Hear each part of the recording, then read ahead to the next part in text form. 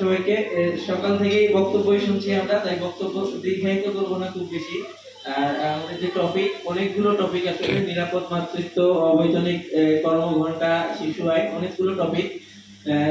Just এতটুকুই বলবো যে আমাদের দেশে নিরাপদ মাতৃত্ব নিয়ে যদি বলি, যে আমাদের দেশে মাতৃত্বটা এরকম ভাবে হয় যে যে মাতৃত্ব মানে যখন প্রসব করবে তার আগের দিনও দেখা গেছে যে এমনও মানুষ থাকে যাকে হচ্ছে ভাতের মার গালতে হয়, সহজ বাংলায় যদি বলি। তো আমাদের দেশের প্রেক্ষাপট বা আমাদের দেশের অর্থনৈতিক প্রেক্ষাপট, সামাজিক প্রেক্ষাপট বা আমাদের পারিবারিক যে বাস্তবতাগুলো, সেগুলো এরকমই থাকে। তো তার মধ্যে থেকে আমাদের বর্তমানে আমাদের সরকারিভাবে বা আমাদের স্বাস্থ্য ব্যবস্থার যে প্রণোদনাগুলো আছে, সেগুলো সবগুলো মিলিয়ে আমাদের যারা মাতৃত্ব, যারা আমাদের প্রসবকারী যারা মায়েরা আছে, তারা মোটামুটি বলা যায় যে আজ থেকে 5 বছর আগে যেরকম ফ্যাসিলিটিস গুলো ছিল, তার চেয়ে বর্তমানে সরকার তার চেয়ে বেশি ফ্যাসিলিটিস দিচ্ছে।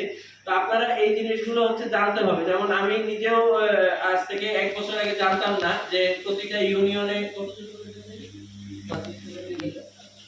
6 জন করে, 10 জন বা 6 জন, যাই হোক, মহিলা বিষয় যাই হোক, আমি নিজেও জানতাম না যে প্রত্যেকটা ইউনিয়নে প্রতি মাসে 10 জন বা 6 জন, এক্সাক্ট নাম্বারটা এই মুহূর্তে বলতে পারছি না, 9 জন করে, রাইট, 9 জন করে মানুষকে সরকারের তরফ থেকে একটা প্রণোদনা দেওয়া হয়। যদিও সেটা আর্থিকভাবে হয়তো বা খুব বেশি কিছু না, কিন্তু নাই বাবার চেয়ে কানা বাবা ভালো, একটা কথা আছে আর কি। যেটাই হোক, কিছু প্রণোদনা আমাদের নিজেদেরও জানতে হবে, আমাদের নিজেদের মধ্যেও সচেতনতা বৃদ্ধি করতে হবে। এবং আমাদের পারিবারিক কন্ডিশন, যে জিনিসটা আমরা, আপনারা সবাই এখানে মহিলা, যে জিনিসটা আমি ঘরের বউ হিসেবে আমার শাশুড়ির কাছ থেকে প্রত্যাশা করিনি, কিন্তু সেই জিনিসটাই আমি শাশুড়ি হিসেবে আমার ঘরের বউয়ের সাথে করি। আমাদের সামাজিক বা পারিবারিক বাস্তবতাগুলো এরকম। তো সেই জায়গা থেকে আপনারা যারা মায়েরা রয়েছেন, নিরাপদ মাতৃত্ব আপনারা আপনাদের মেয়েদের ক্ষেত্রে নিশ্চিত করবেন, এবং যারা নিজেরা মাতৃত্বকালীন সময় আছে, তারা পারিবারিক সময়গুলো এমন ভাবে করার চেষ্টা করবেন যাতে আপনার উপরে প্রেশার না আসে, যদিও সেটা সবসময় আপনার নিজের হাতের উপরে থাকে না। আর শিশু আইন থেকে অন্যান্য যে বিষয়গুলো আছে, মাদক নিয়ে যে বিষয়গুলো আছে, এগুলো নিয়ে আমরা বারবারই বলি, সত্য কথা বারবার বলতে হয়।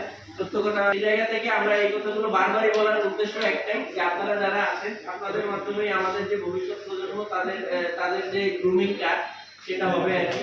আর মাটির উপরে আসলে নকশা করা যায়, পানির মধ্যে কিন্তু কোনো নকশা করা যায় না।